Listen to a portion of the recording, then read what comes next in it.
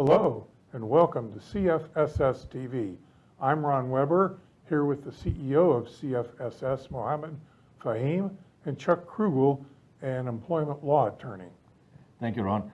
Today we are going to be talking with Chuck about social media and HR and the law as to what employers need to be aware of. Chuck, so let's start off with social media now. What kind of risks does social media expose employers to?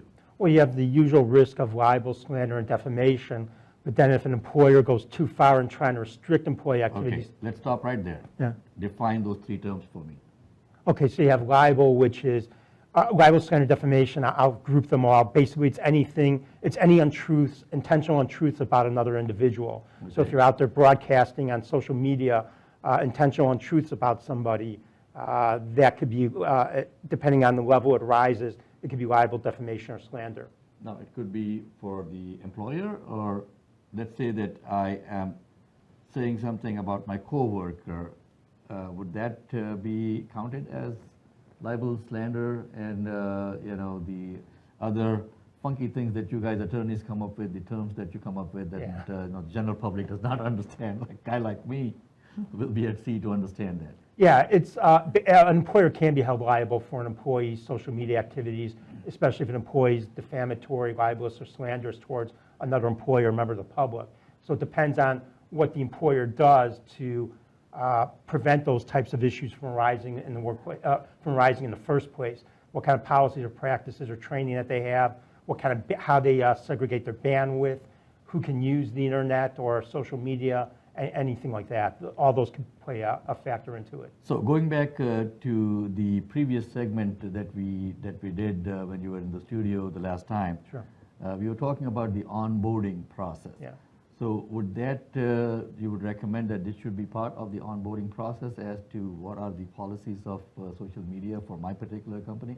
Definitely, and I would actually even include that with employee communication as a general rule, or as a general characteristic, aspect. So.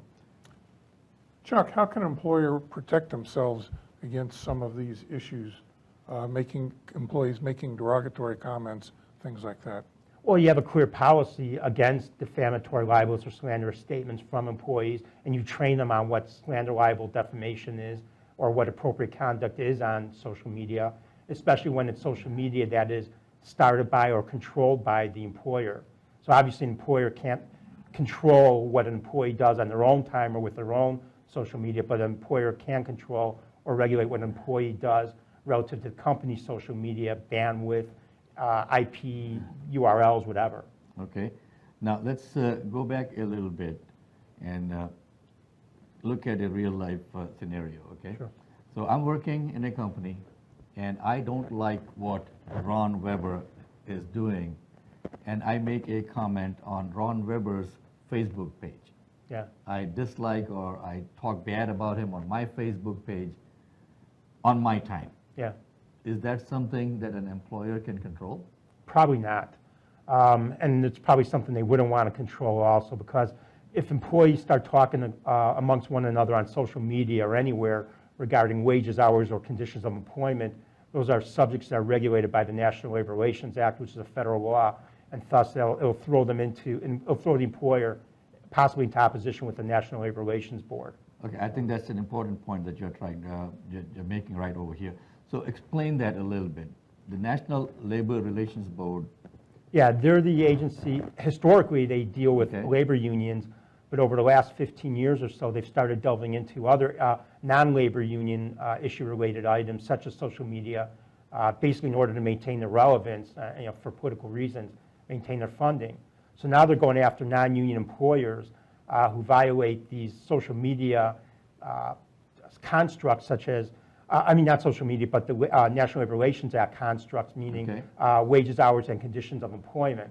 So if an employer overly tries to regulate those three items, they're going to get into trouble with the NLRB and have to defend themselves. Okay, that's an interesting construct they're putting on it now. Let me go back again a little deeper into this, dig a little bit deeper into this, okay?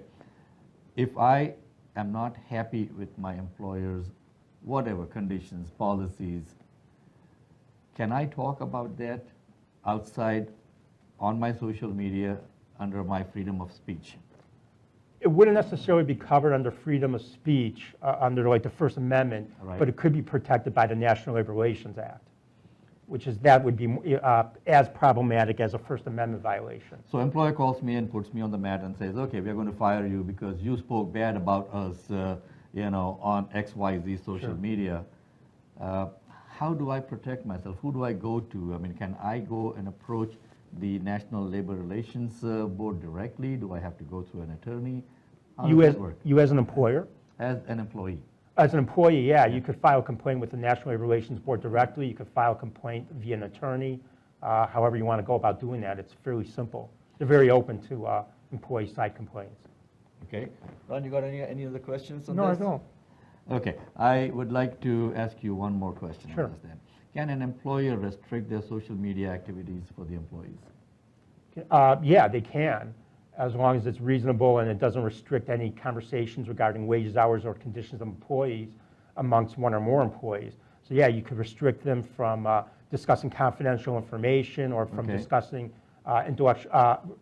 protected information, copyrighted, trademarked, whatever. Okay. Secrets, business secrets, or customer lists. You could prevent them from talking derogatorily about other clients or customers of the business. So yeah, the employers do have some latitude. It's just that there's a lot of these pitfalls or little impediments in the way that can really shake things up or stir up a hornet's nest. Okay, so let's go back and recap the conversation we have had so far, that it is extremely important for employers to make sure that they have a social media policy as part of their onboarding and their employee handbook, correct? Yeah, and I would actually even include that within a broader communication policy, so that social media in and of itself doesn't become any different than written communication, oral communication, telephone, Okay. walkie-talkies, sign language, whatever.